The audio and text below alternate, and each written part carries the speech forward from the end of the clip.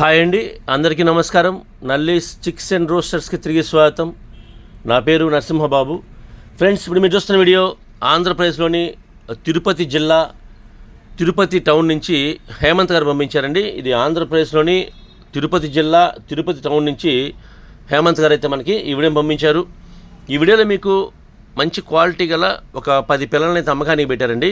మొత్తం 10 పిల్లలు. ఇవి బెరస జాతి చెందినటువంటి పిల్లగా చెప్తున్నారు. ఈ 10 పిల్లలు కూడా బెరస జాతి పిల్లలని చెప్తున్నారండి. మంచి క్వాలిటీ, అలాగే మంచి ఆరోగ్యమైన పిల్లగా చెప్తున్నారు.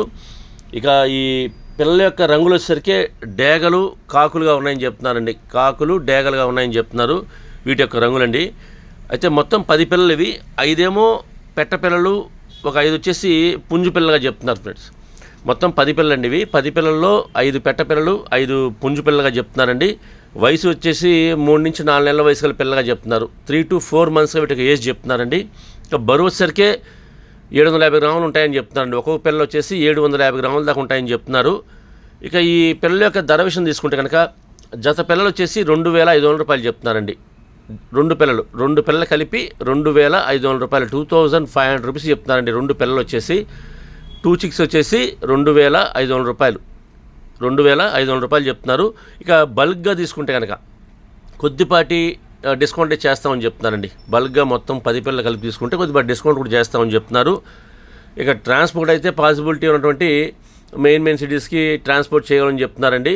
ట్రాన్స్పోర్ట్ ఛార్జెస్ మాత్రం ఎవరైతే తీసుకుంటారో వారే పే చేయాలి. బస్ కానీ ట్రైన్ కానీ ఫెసిలిటీ ఉంటే ఎక్కడికైనా ట్రాన్స్పోర్ట్ చేస్తామని చెప్తున్నారు.